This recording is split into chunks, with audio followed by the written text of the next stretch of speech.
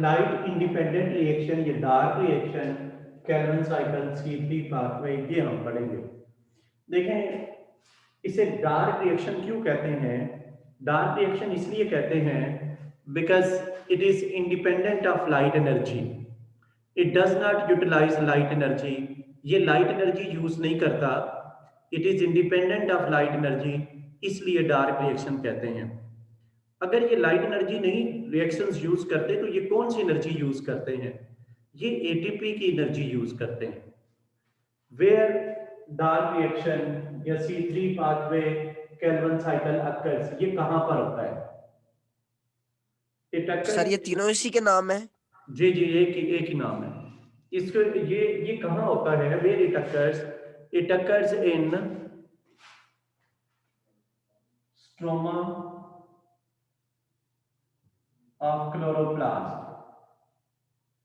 It occurs in stroma of chloroplast. Stroma of chloroplast में होता है इस ये जो लाइट इंडिपेंडेंट रिएक्शन या डार्क रिएक्शन है। अच्छा, केल्विन साइकिल इसे इसलिए कहते हैं क्योंकि मेल्विन केल्विन ने इसको स्टडी किया था। मेल्विन केल्विन मेल्विन केल्विन ने इसे स्टडी किया, तो इसलिए इसे हम कहते हैं केल्विन साइकिल। केल्विन ने इसको स्टडी किया और Calvin was awarded Nobel prize 1963 में। उसको नोबेल प्राइज भी मिला इसकी डिस्कवरी के ऊपर। ये जो केल्विन साइकिल है या C3 पाथवे है, देखें इसमें क्या होता है। इसमें जो है वो एटीपी यूज होती है, इसके अलावा NADPH यूज होता है और कार्बन डाइऑक्साइड यूज होती है। In this cycle ATP in this cycle ATP, NADPH and carbon dioxide are used और इसके रिजल्ट में sugars are produced. Sugars produce होती हैं। जो शुगर प्रोड्यूस होती है डायरेक्टली, वो ट्रायोज शुगर है, यानी 3 कार्बन शुगर है। बाद में ये चेंज हो जाती है इनटू हेक्सोज शुगर। पहले ट्रायोज शुगर प्रोड्यूस होती है जो हेक्सोज शुगर। ट्रायोज शुगर जो है ये ग्लिसरल्डिहाइड फॉस्फेट है। ट्रायोज शुगर जो है ये ग्लिसरल्डिहाइड 3 फॉस्फेट है।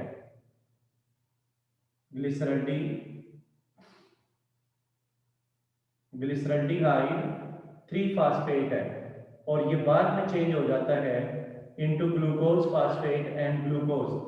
ग्लिसरल्डिहाइड 3 फास्फेट शुगर है और ये जो ग्लिसरल्डिहाइड 3 फास्फेट है ये फिर बाद में कन्वर्ट हो जाती है इनटू ग्लूकोज। तो डायरेक्ट प्रोडक्ट जो है वो ग्लिसरल्डिहाइड 3 फास्फेट है। आगे चलकर हम देखेंगे कि ये किस तरह प्रोड्यूस होती है। Glyceraldehyde 3 phosphate triose sugar is the direct product of Calvin cycle और बाद में 2 ग्लिसरल्डिहाइड मिलकर ग्लूकोज बना देते हैं। तो what is link between light reaction and dark reaction? Light reaction और डार्क रिएक्शन के दरमियान लिंक क्या है? ATP and NADPH। एटीपी और NADPH ये लिंक हैं लाइट और डार्क रिएक्शन के दरमियान। एटीपी क्या है? एटीपी एसिमिलेटिंग पावर है। ATP is assimilating power. ATP assimilating power है।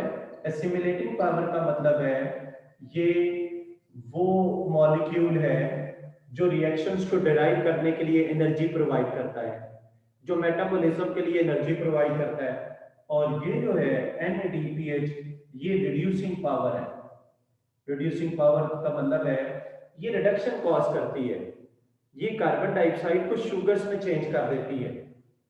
ये रिड्यूसिंग पावर है और ये कार्बन डाइऑक्साइड को रिड्यूस करती है into sugars.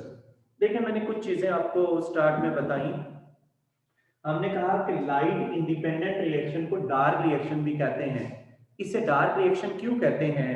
Because it is independent of light energy. It does not require light energy, इसलिए इसे डार्क रिएक्शन कहते हैं। केल्विन साइकिल इसलिए कहते हैं कि मेल्विन केल्विन ने इसको डिस्कस किया, पहली बार डिस्कवर किया।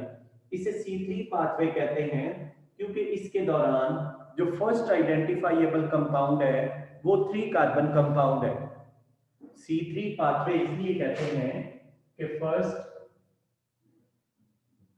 आइडेंटिफाइएबल compound during this cycle, first identifiable compound during this cycle is 3 carbon compound, 3 carbon compound। इसे C3 पाथवे इसलिए कहते हैं बिकॉज फर्स्ट आइडेंटिफाइएबल कंपाउंड, पहला कंपाउंड जो कि आइडेंटिफाई किया जाता है, जो फर्स्ट आइडेंटिफाइएबल कंपाउंड है वो 3 कार्बन कंपाउंड है और इस 3 कार्बन कंपाउंड का नाम है 3 फॉस्फोग्लिसरिक एसिड, 3 फॉस्फोग्लिसरिक एसिड। इसे C3 साइकिल इसलिए कहते हैं, C3 साइकिल इसलिए कहते हैं because first identifiable compound of this cycle is 3 carbon compound 3PGA, 3 phosphoglyceric acid. ये पहला आइडेंटिफाइएबल कंपाउंड है इस साइकिल का, ये 3 कार्बन कंपाउंड है, इस वजह से इसे C3 पाथवे कहते हैं। अब हम ये पाथवे देखते हैं और इसमें कुछ और अहम पॉइंट्स देखेंगे। सबसे पहले हम देखते हैं कि क्लोरोप्लास्ट के स्ट्रोमा में एक कंपाउंड प्रेजेंट है जिसका नेम है RUBP।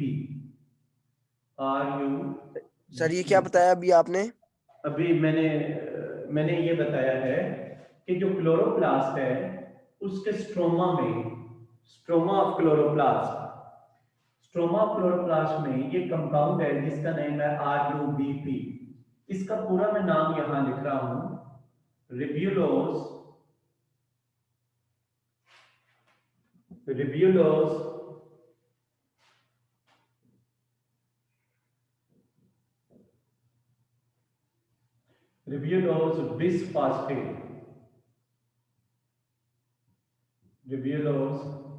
बिसफॉस्फेट, देखें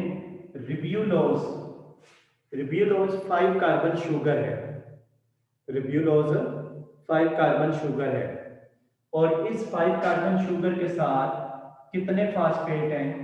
2 फास्फेट है। रिब्यूलोज 5 कार्बन शुगर है और इस शुगर के साथ 5 कार्बन शुगर और इस शुगर के साथ कितने फास्फेट अटैच हैं? 2 फास्फेट अटैच हैं।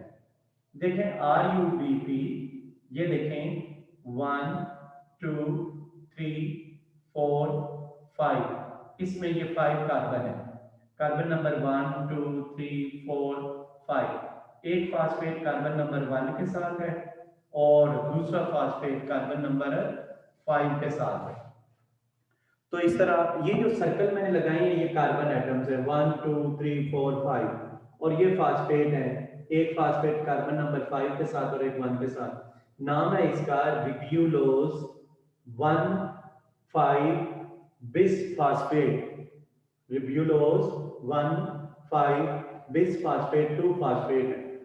देखें इसको कहते हैं कार्बन डाइऑक्साइड एक्सेप्टर, ये कार्बन डाइऑक्साइड को एक्सेप्ट करता है, it receives carbon dioxide. Sir RUBP CO2 acceptor है। हाँ जी, this is called carbon dioxide acceptor, इसे कार्बन डाइऑक्साइड एक्सेप्टर कहते हैं। इट रिसीव्स कार्बन डाइऑक्साइड, ये कार्बन डाइऑक्साइड को रिसीव करता है, कार्बन डाइऑक्साइड इसके साथ कंबाइन।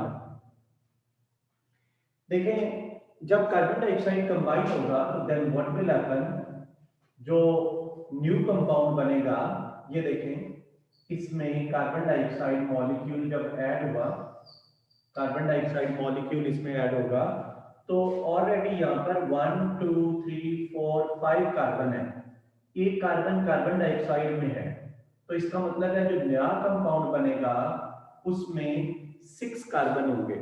जो नया कंपाउंड बनेगा ये कार्बन इसमें ऐड हो जाएगा, जो फर्स्ट कंपाउंड बनेगा ये देखें 1 2 3 4 5 6 कार्बन इसमें हो गए। तो जो पहला कंपाउंड है वो 6 कार्बन कंपाउंड है। ये जो कंपाउंड है येट अनआइडेंटिफाइड, अभी तक ये आइडेंटिफाई नहीं हुआ, ये नैनो सेकंड से पहले ब्रेक हो जाता है। जो फर्स्ट कंपाउंड बनता है वो 6 कार्बन कंपाउंड है, और ये कार्बन जब ऐड होता है इसमें, तो ये जो कंपाउंड है ये अनस्टेबल है, ये फौरन ब्रेक हो जाता है, और ब्रेक होके एक न्यू कंपाउंड बनता है। जब ये ब्रेक होता है तो नया कंपाउंड बनता है। ये देखें, ये सेंटर से ब्रेक हो जाता है यूं पर। जब ये सेंटर से ब्रेक होगा, जब ये सेंटर से ब्रेक हो जाएगा तो 2 मॉलिक्यूल्स बन जाएंगे। जब ये सेंटर से ब्रेक होगा तो कितने मॉलिक्यूल बनेंगे? 2 मॉलिक्यूल बनेंगे, और हर एक में कितने कार्बन होंगे? 3 कार्बन एटम्स होंगे हर एक में, 1 2 3, और ये कंपाउंड बन जाएगा ये वाला। सर इसका जब इसके साथ ये कार्बन डाइऑक्साइड ये एक्सेप्ट करेगा तो उसका नाम क्या होगा? नहीं, इस ये अनआइडेंटिफाइड है, ये अनआइडेंटिफाइड कंपाउंड है, यानी ये अभी तक आइडेंटिफाई नहीं हुआ। ये नैनो सेकंड से पहले ब्रेक हो जाता है। जो फर्स्ट आइडेंटिफाइएबल कंपाउंड है वो ये वाला है, 3 कार्बन है, ये ब्रेक होता है ये वाला कंपाउंड। ये जब ब्रेक हो जाता है तो 3 कार्बन कंपाउंड बनता है, और इसका नाम है 3PGA। 3PGA, 3 phosphoglyceric acid. यहां मैं नाम इसका लिख रहा हूं, 3 फास्फोग्लिसरिक एसिड, या 3 फास्फोग्लिसरेट, 3 फास्फोग्लिसरिक एसिड या 3 फास्फोग्लिसरेट। 3 इसलिए कहते हैं कि कार्बन नंबर 3 के साथ फास्फेट अटैच है, और ये है GA ग्लिसरिक एसिड, जिसके कार्बन नंबर 3 के साथ फास्फेट ग्रुप अटैच है। अब मैं आपको यूं बताता हूं, अगर ये जो RUBP है, इस तरह के, ये साइकिल स्टार्ट होता है इस तरह के 3 मॉलिक्यूल से। RUBP के 3 मॉलिक्यूल्स हैं, तो 3 मॉलिक्यूल्स हैं तो कार्बन डाइऑक्साइड भी 3 ऐड होंगे। कार्बन डाइऑक्साइड जब 3 ऐड होंगे तो ये मॉलिक्यूल जो हैं ये वाले, ये 6 मॉलिक्यूल्स इस तरह के बन जाएंगे। 6 मॉलिक्यूल्स, सॉरी 3 सर मॉलिक्यूल। ये बात रिपीट करना। अच्छा, मैं बता देता हूँ। ये ऐसे है कि ये RUBP है, इसके कितने मॉलिक्यूल्स हैं? इसके 3 मॉलिक्यूल्स हैं। RUBP के कितने मॉलिक्यूल्स हैं? 3 मॉलिक्यूल्स हैं। हर एक में एक एक कार्बन डाइऑक्साइड ऐड हुआ, तो ये कितने, ये 3 मॉलिक्यूल्स हैं, तो इसके बाद ये इसमें कन्वर्ट हो गया, तो ये कितने मॉलिक्यूल्स बन जाएंगे? 3 मॉलिक्यूल्स। 3 सर। हाँ, समझ आ गई? Yes sir. अच्छा, ठीक है। तो ये 3 मॉलिक्यूल्स जो हैं ये वाले बन जाएंगे। जब ये 3 मॉलिक्यूल्स बनेंगे तो ये तीनों सर मॉलिक्यूल, बुक में रिबिस्को करके भी कुछ लिखा हुआ है सर, वो क्या चीज है? कौन सा? रिबिस्को, RUBP के बाद रिबिस्को नाम के कोई कंपाउंड इस तरह पर लिखा हुआ है। ये तो, ये इसका पूरा नाम है ना, रिब्यूलोज बिसफास्फेट। 5 कार्बन शुगर है, 2 फास्फेट है। इसको कार्बन डाइऑक्साइड एक्सेप्टर भी कहते हैं। ये कार्बन डाइऑक्साइड को रिसीव करता है, कार्बन डाइऑक्साइड इसके साथ कंबाइन होती है, जनरल नेम लिखा हुआ है। आपको समझ आ गई? फिर सर इसको रिबिस्को कहते हैं जब वो होती है? नहीं, वो रुबिस्को जो है वो एंजाइम है, वो अभी मैं उसका, ओके सर, ओके। वो रुबिस्को एंजाइम है, ठीक है। ये कंपाउंड है, RUBP कंपाउंड है, और एंजाइम जो कार्बन डाइऑक्साइड ऐड करेगा वो रुबिस्को है। अब ये देखें, ये जो बात मैं आपको समझा रहा हूं कि एक मॉलिक्यूल अगर हो, ये वाला एक मॉलिक्यूल हो, सेंटर से ब्रेक हो जाए तो ये 2 मॉलिक्यूल बनेंगे। अगर ये 2 मॉलिक्यूल्स हो तो 4 बन जाएंगे। अगर 3 मॉलिक्यूल्स हो ये वाले, तो बताएं तीनों सेंटर से ब्रेक हो जाएं तो ये कितने मॉलिक्यूल्स बनेंगे? इस तरह के 3 मॉलिक्यूल सेंटर से ब्रेक हो गए। जैसे मेरे पास ये एक मार्कर है, 6 बन जाएंगे सर। तो कितने मॉलिक्यूल बन जाएंगे? 6। 6 मॉलिक्यूल्स ये वाले बन जाएंगे। अच्छा, ये जो स्टेप है ना, ये वाला, ये स्टेप, इसे कहते हैं कार्बन फिक्सेशन। Carbon fixation. तो कार्बन फिक्सेशन क्या है? कार्बन फिक्सेशन का मतलब है एडिशन ऑफ कार्बन। सर ये जरूरी तो नहीं है कि RUBP के एक हो ये वेरी वेरी कौन सा? ये जो RUBP के मॉलिक्यूल्स हैं, आप किसकी बात कर रहे हैं? दोबारा बताएं।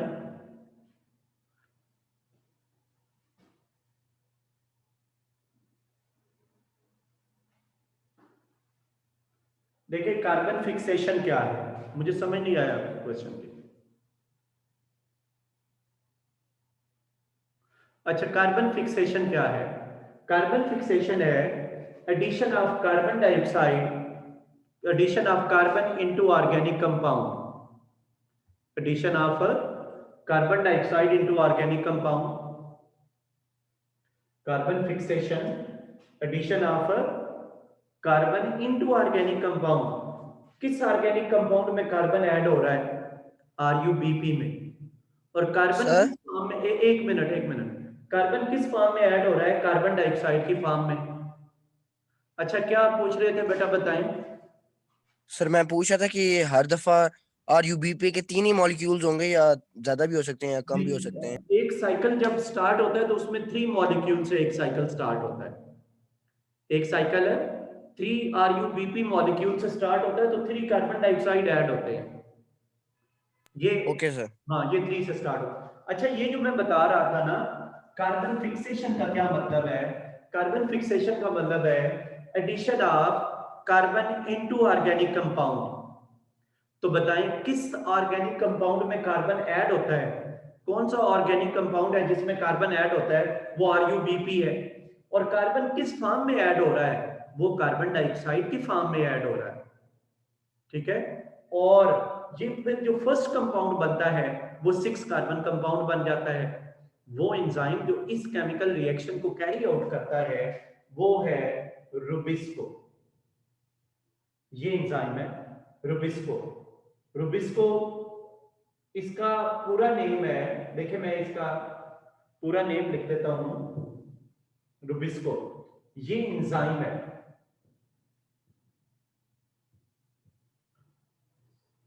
ये एंजाइम है और इसका पूरा नेम है रिब्यूलोज, रिब्यूलोज बिसफॉस्फेट कार्बोक्सिलेज, रिब्यूलोज बिसफॉस्फेट कार्बोक्सिलेज। देखिए इसका क्या मतलब है, ये एंजाइम है carboxylase, it adds carbon dioxide. Carboxylase का मतलब है ये वो एंजाइम है जो कार्बन डाइऑक्साइड को ऐड करता है। कार्बोक्सिलेज का मतलब है ये वो एंजाइम है जो किसको ऐड करता है? कार्बन डाइऑक्साइड को ऐड करता है। तो बताइए किस में कार्बन डाइऑक्साइड को ऐड करता है? ये ऐड करता है रिब्यूलोज बिसफॉस्फेट में।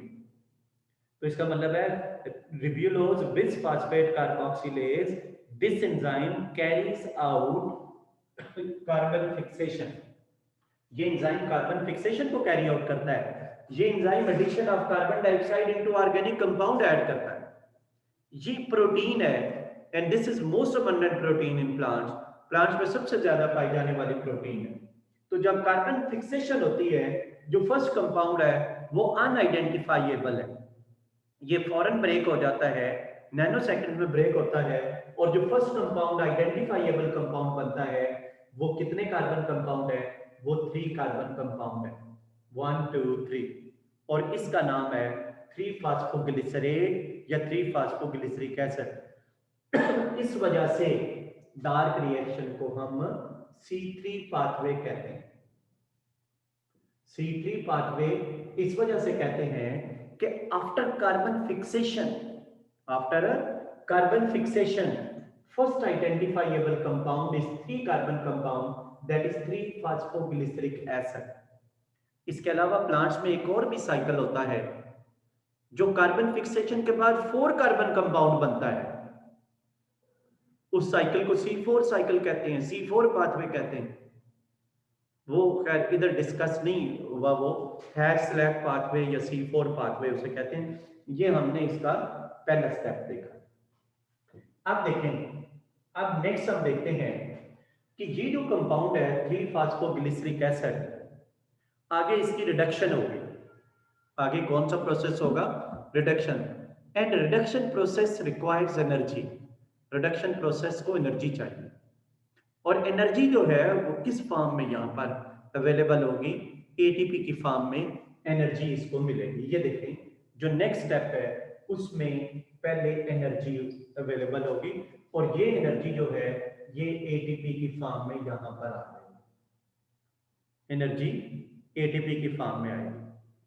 देखें कितने मॉलिक्यूल्स हैं ये वाले 3-फॉस्फोग्लिसरिक एसिड, ये हैं 6 मॉलिक्यूल्स, तो 6 एटीपी मॉलिक्यूल यूज होंगे। 6 मॉलिक्यूल है तो 6 एटीपी मॉलिक्यूल्स यूज होंगे और ये जो एटीपी मॉलिक्यूल्स हैं ये चेंज हो जाएंगे 6 एडीपी में। इसका मतलब है अगर एक मॉलिक्यूल के रेफरेंस से अगर हम देखें तो एक एटीपी मॉलिक्यूल एक एडीपी मॉलिक्यूल में चेंज हुआ और एटीपी जब एडीपी में चेंज हो गया तो उसका फास्फेट रिमूव हुआ और फास्फेट जाकर इस कार्बन नंबर 1 के साथ अटैच हो गया।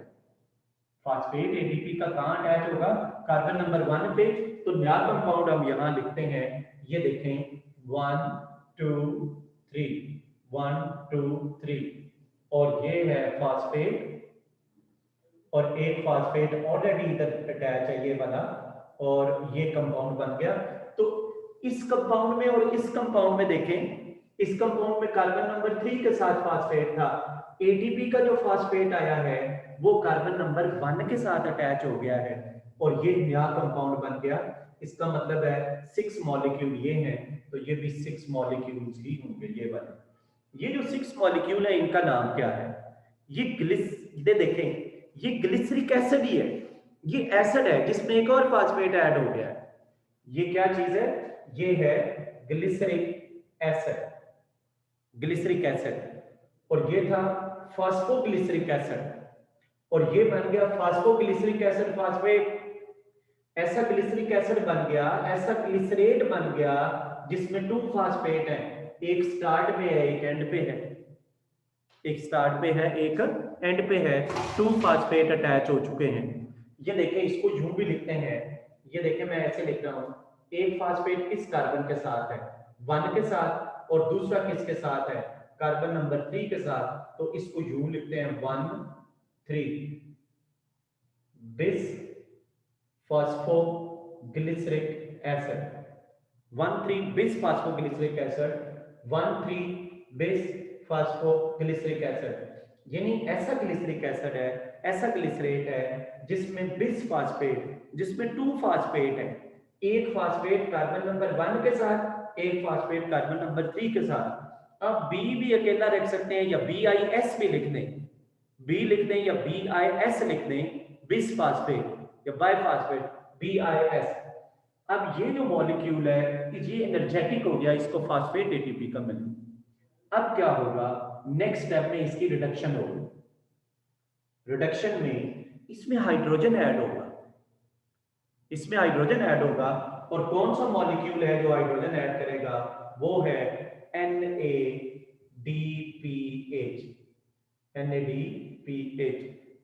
ये मॉलिक्यूल है nicotinamide adenine dinucleotide, NADPH।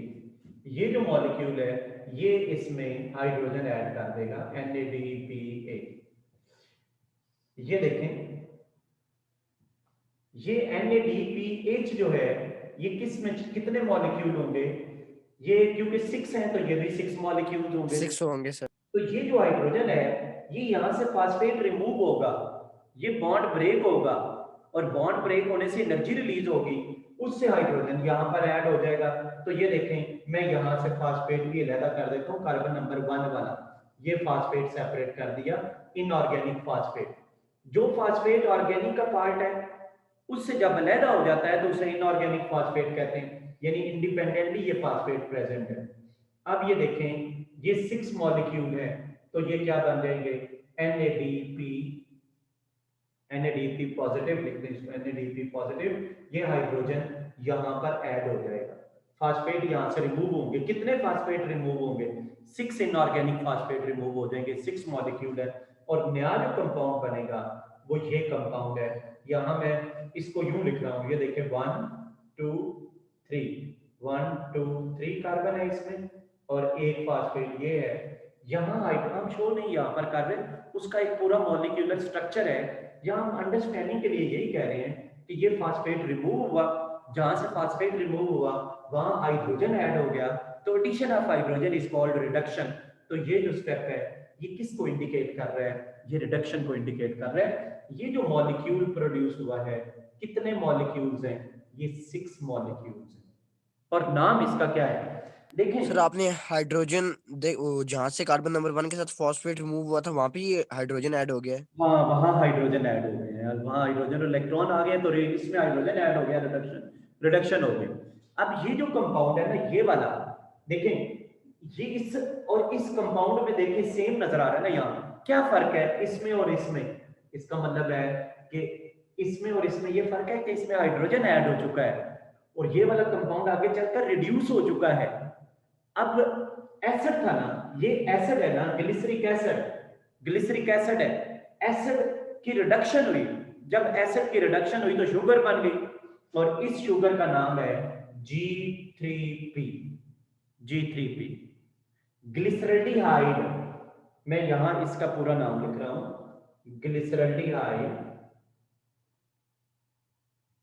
Glyceraldehyde 3 phosphate, glyceraldehyde 3 phosphate. इसका पूरा नेम है ग्लिसरल्डिहाइड, शुगर है ग्लिसरल्डिहाइड, ये ट्रायोज शुगर है, 3 कार्बन शुगर है, जिसके कार्बन नंबर 3 के साथ क्या अटैच है? फास्फेट अटैच है। इसका एक और भी नाम है, इसको कहते हैं PGAL। मैं इससे पहले 3 लिख देता हूं। इसका नाम है 3 फास्फोग्लिसरल्डिहाइड, GAL इंडिकेट कर रहा है ग्लिसरल्डिहाइड को। तो 3 फास्फोग्लिसरल्डिहाइड, ये इसको G3P भी कहते हैं या 3PGAL भी कहते हैं, 3 फास्फोग्लिसरल्डिहाइड भी कहते हैं। अब देखें, अब ऐसे होगा, ये 6 मॉलिक्यूल्स हैं, इनमें से एक मॉलिक्यूल साइकिल को लीव करेगा, इनमें से 1 मॉलिक्यूल साइकिल को लीव करेगा। जब एक मॉलिक्यूल लीव कर देगा तो बाकी कितने मॉलिक्यूल्स रह जाएंगे? ये देखें, यहां से एक सर ये 6 थे, आप कह रहे हैं 3 कैसे हैं ये? ये 6 है ना, 6 मॉलिक्यूल्स हैं। कौन सा आप कह रहे हैं? Okay sir. ये वाला 3 बेटा, ये यस सर। जो है ना, मैं 1 मिनट इसका मतलब बता देता हूँ, इसका क्या मतलब है। देखें, 3 फास्फोग्लिसरल्डिहाइड, GAL का मतलब है ग्लिसरल्डिहाइड। ये देखें, ये इंडिकेट कर रहा है ना, ये 3 फास्फोग्लिसरल्डिहाइड ऐसा ग्लिसरल्डिहाइड है जिसके कार्बन नंबर 3 के ऊपर फास्फेट है। ये जो 3 है मॉलिक्यूल को इंडिकेट नहीं कर रहा, समझ आ गई इस बात की? ये यस सर। इंडिकेट कर रहा है कि जो कार्बन नंबर 3 है उसके साथ फास्फेट ग्रुप अटैच है। तो ये देखें, ये जो G3P है ये एक साइकिल को लीव कर देगा, ये G3P ये लीव कर दिया इसने। बाकी कितने G3P रह गए? बाकी रह गए 5 G3P, 5 G3P बाकी रह गए, 5 G3P ये बाकी रह गए। ये जो स्टेप है ये वाला, ये है रिडक्शन। तो रिडक्शन में आपने ये 2 स्टेप बताने हैं, पहले ATP यूज हो गई और दूसरे नंबर पर NADPH यूज हो गई। अब ये देखें, जब G3P लीव करता है, जब G3P लीव करता है तो देखें G3P जो है इसमें कितने कार्बन एटम्स हैं? G3P में 3 कार्बन एटम्स हैं। G3P ट्रायोज शुगर है। G3P कौन सी शुगर है? ये ट्रायोज शुगर है, ये वो शुगर है जिसमें 3 कार्बन एटम्स हैं। ये वो शुगर है जिसमें 3 कार्बन एटम है। ये इसका मतलब है ये जो केल्विन साइकिल है इसका डायरेक्ट प्रोडक्ट ग्लूकोज नहीं है, इसका डायरेक्ट प्रोडक्ट है ट्रायोज शुगर। अब ये देखिए कितने कार्बन ऐड हुए? 3 कार्बन ऐड हुए, तो इधर से 3 कार्बन निकल गए। अब एक और साइकिल अगर होता है, आप मुझे बताएं कितने कार्बन डाइऑक्साइड ऐड होंगे एक और साइकिल में? 3 कार्बन डाइऑक्साइड फिर ऐड होंगे, फिर एक G3P निकलेगा। G3P, और ये दोनों G3P कंबाइन होके ये क्या बना देंगे, ये बना देंगे ग्लूकोज। और ग्लूकोज कितने कार्बन शुगर है, ये 6 कार्बन शुगर है। तो बताएं glucose is the direct product of Calvin cycle या glyceraldehyde 3 phosphate is direct product? Direct sir product जो है glyceraldehyde 3 glyceraldehyde 3 phosphate, triose sugar is the direct product, और 2 ग्लिसरल्डिहाइड मिलकर ग्लूकोज मॉलिक्यूल बनाते हैं। तो ग्लूकोज मॉलिक्यूल एक कैल्विन साइकिल के रिजल्ट में नहीं बनता, बल्कि 2 कैल्विन साइकिल के रिजल्ट में बनता है। और ग्लूकोज बनाने के लिए कितने कार्बन डाइऑक्साइड चाहिए? एक साइकिल में 3 कार्बन डाइऑक्साइड, तो 2 साइकिल में 6 कार्बन 6। डाइऑक्साइड। अब मैं तीसरा स्टेप आपको बता रहा हूं, ये देखेंगे। अब ये तो पहला स्टेप हो गया, ये वाला कार्बन फिक्सेशन। दूसरा स्टेप ये हो गया, ये रिडक्शन। अब थर्ड स्टेप हम देखते हैं, ये थर्ड स्टेप है, ये G3P है। अब जरा मैं इनके मुताबिक आपको एक दो बातें समझाता हूं। ये देखें G3P के कितने मॉलिक्यूल्स हैं? G3P के 5 मॉलिक्यूल्स हैं। G3P ग्लिसरल्डिहाइड 3 फास्फेट, हर एक मॉलिक्यूल में 3 कार्बन है। हर एक मॉलिक्यूल में कितने कार्बन है? 3 कार्बन है हर एक मॉलिक्यूल में। मॉलिक्यूल 5 है, तो टोटल कार्बन कितने हो गए? 15। कार्बन कितने हो गए? 15। ये देखें, ये 3 मॉलिक्यूल्स हैं। एक मॉलिक्यूल में कितने कार्बन है? 5 कार्बन है, तो यहां भी 15 कार्बन है। ये आपस में इंटरकन्वर्ट होते हैं, ये आपस में रिएक्शंस में यूज होते हैं। आपस में एक दूसरे के साथ ये 5 मॉलिक्यूल रिएक्ट करते हैं, और रिएक्शंस के बाद जो मॉलिक्यूल बनते हैं वो बन जाता है RUP। RUP जो है ये वाला मॉलिक्यूल है, ये 3 मॉलिक्यूल बनते हैं, हर एक में 5 कार्बन एटम्स हैं। हर एक में कितने कार्बन एटम्स हैं? 5 कार्बन एटम्स हैं। यहां देखें 3 मॉलिक्यूल्स। सर ये फिर समझाना सर। ये बेटा ये जो है ये पूरा एक प्रोसेस है जिसमें मॉलिक्यूल कंबाइन होते हैं, ये आपस में कंबाइन होकर बड़े मॉलिक्यूल बनाते हैं। मैं आपको एक छोटी सी एग्जांपल यूं बता देता हूं। अगर आपके पास ये देखें, मैं इस तरह आपको बता देता हूं, ये 1 2, एक छोटी सी बात आप समझना जरा, आप इस बात की ज्यादा समझ। 1 2 3 4 5, ये 5 पेड़े हैं, इनकी रोटियां बनानी है, ठीक है। आपकी मदर आपको कहती है कि ये 5 पेड़े हैं, 5 रोटियां बनवाना है, ठीक है। आप तंदूर वाले के पास जाते हैं, वहां आप उसे कहते हैं नहीं भाई आप इस तरह करें, इनको मिक्स करें और 3 पेड़े बनाएं और 3 रोटियां बना दें। ये देखें, ये 3 पेड़े बन गए।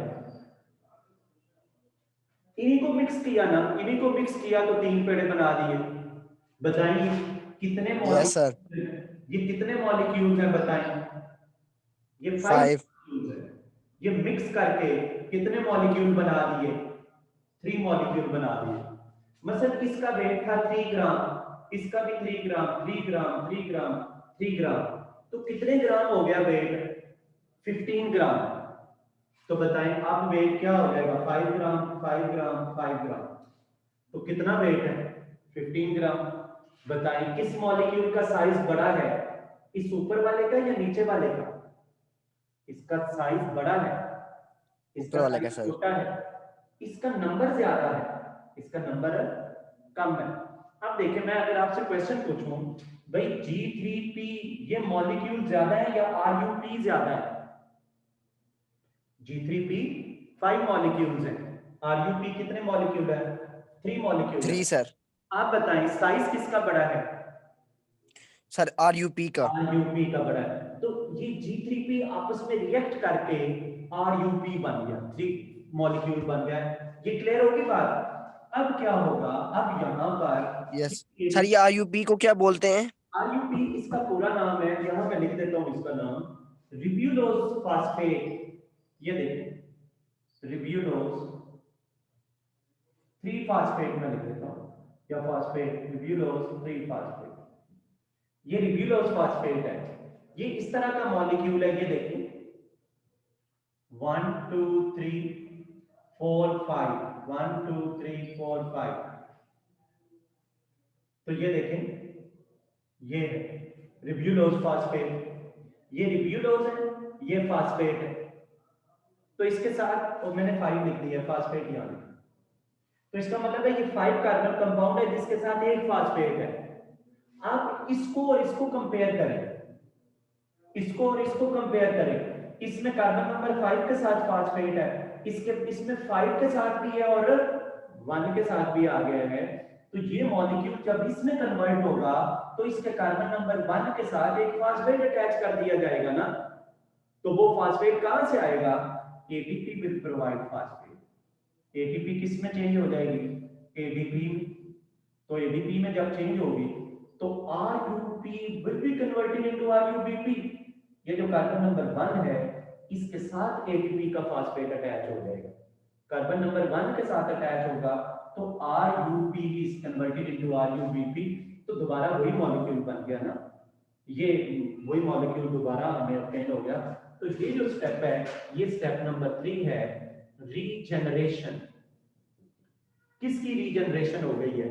RuBP, regeneration of carbon dioxide, RuBP, RuBP की रीजनरेशन हो गई है।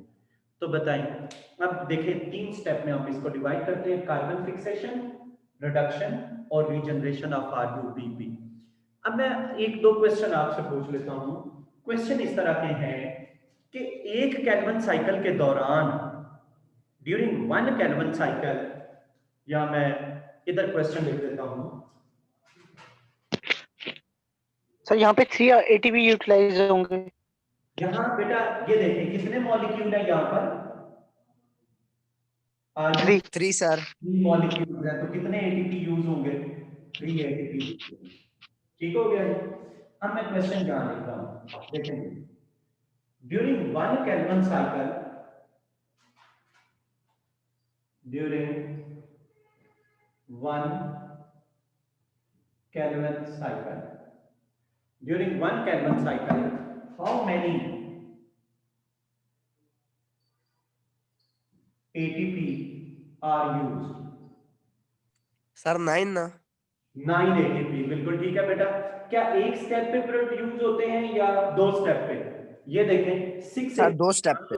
6 ATP यहाँ पर है और 3 ATP यहाँ पर है, तो 9 ATP जो है वो यूटिलाइज हो जाते हैं। How many ATP? 9 ATP are used.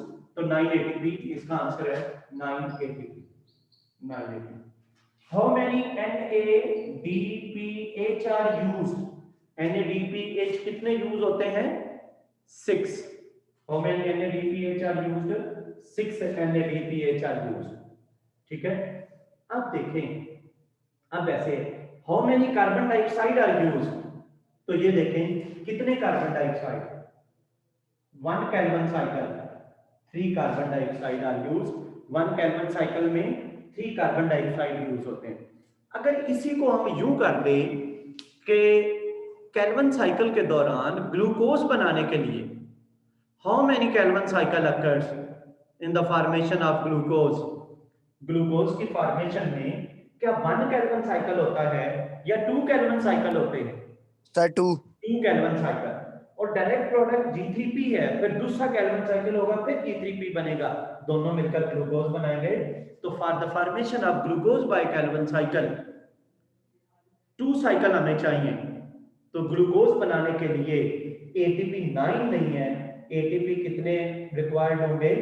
18 ATP required होंगे। NADPH कितने रिक्वायर्ड होंगे? 2। एक साइकिल में 6, तो 2 साइकिल में कितने रिक्वायर्ड होंगे? 12। कार्बन डाइऑक्साइड एक साइकिल में 3 और 2 साइकिल में कितने रिक्वायर्ड होंगे? 6 carbon dioxide are required for the formation of glucose. तो ग्लूकोज बनाने के लिए ये चाहिए। एक तो इस तरह के क्वेश्चंस हैं। दूसरा क्वेश्चन आपसे पूछ सकता है, डायरेक्ट लॉन्ग क्वेश्चन आ सकता है, draw and explain Calvin cycle. इसको ड्रॉ करें और इसको एक्सप्लेन करें। फिर तीसरे क्वेश्चन इसको ब्रेक करके दे सकता है, मतलब आपसे ये पूछ सकता है कि एक्सप्लेन रिडक्शन प्रोसेस। ये रिडक्शन प्रोसेस एक्सप्लेन करना है, ये वाला और ये वाला स्टेप आपने एक्सप्लेन करना है, ये दोनों स्टेप आपने एक्सप्लेन करना है रिडक्शन प्रोसेस में। कहता है रीजनरेशन ऑफ आरयूबीपी लिखें, तो फिर G3P से लेकर आपने यहां तक ये वाला, ये 2 स्टेप रीजनरेशन ऑफ आरयूबीपी में बता दें। कार्बन फिक्सेशन कहता है तो इन स्टेप को एक्सप्लेन कर देना है। तो ये 3 तरह के क्वेश्चन इस तरह पूछे जा सकते हैं। जी क्लियर होगी आपको बात? कोई क्वेश्चन तो नहीं पूछना आपने? No sir. ठीक है।